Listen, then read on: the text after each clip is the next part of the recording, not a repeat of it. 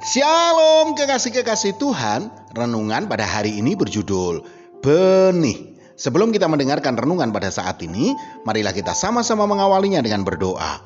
Bapa, di dalam nama Tuhan Yesus Kristus ya Roh Kudus, berfirmanlah kepada kami pada saat ini ya Tuhan, karena kami telah siap untuk mendengar dan melakukannya.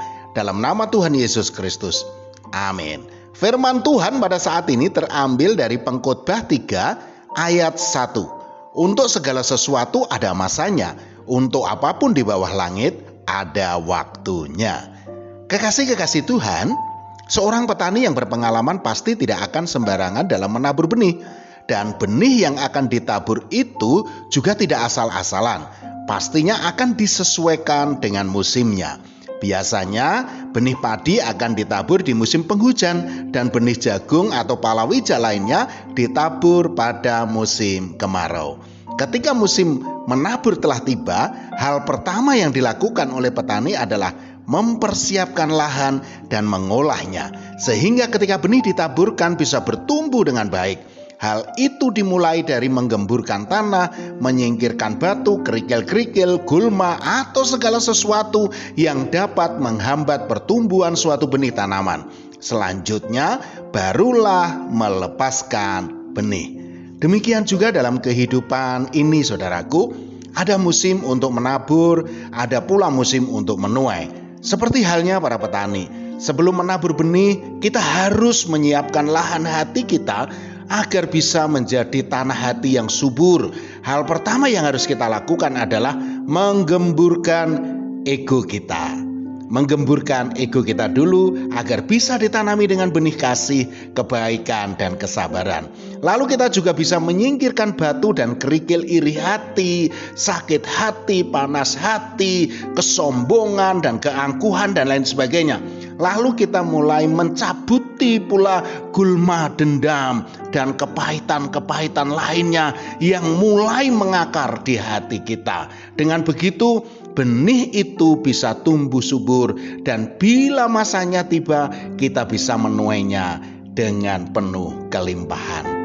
Sama halnya dengan biji benih yang harus mati dulu baru bisa bersemi. Demikian juga saat kita sedang menabur, saudaraku, mungkin kita tidak dihargai, disepelekan, direndahkan, dan lain sebagainya. Namun itulah benih kita. Saat melepaskan benih untuk ditanam, kita mungkin merasa harus kehilangan. Yohanes 12 ayat 24 mengatakan, "Aku berkata kepadamu, sesungguhnya jika biji gandum tidak jatuh ke dalam tanah dan mati, ia tetap satu biji saja. Tetapi jika ia mati, ia akan menghasilkan banyak buah." Saudaraku, mungkin pada saat ini saudara sedang menantikan sebuah penghargaan dan juga pengharapan yang sudah lama saudara nanti. Janganlah lelah dan putus asa, saudaraku.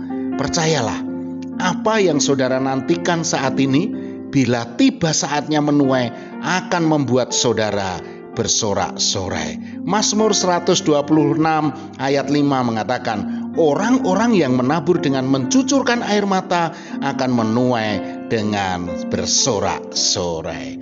Tetaplah fokus kepada Tuhan Yesus dan firman-Nya, dan jangan sekali-kali menuruti nasihat orang fasik atau mengikuti cara-cara dunia. Kalau kita mampu bertahan menjalani prosesnya Tuhan, maka pada saat musim menuai tiba, jerih lelah kita akan terbayarkan. Amin. Mari kita berdoa.